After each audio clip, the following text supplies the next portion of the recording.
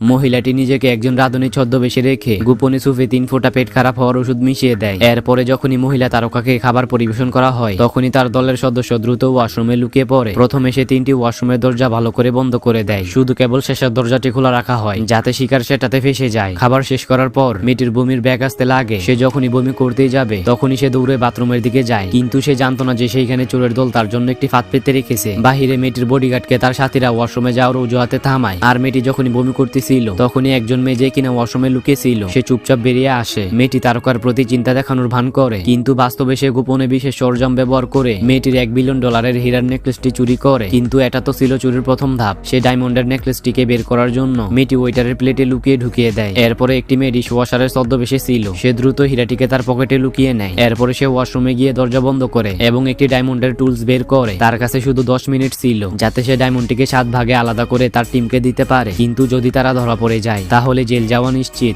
এরপরে যখনই security guard diamond চুরির কথা শুনে তখনই তারা পুরো রেস্টুরেন্টকে লক করে দেয় আর সবার তল্লাশি নিতে শুরু করে। কিন্তু বডিগার্ড এটা জানতো না চোরেরা শুধু শান্তই ছিল না, তারা রেস্টুরেন্টের ভিতরে থাকা সোনার গহনার দিকেও নজর ছিল।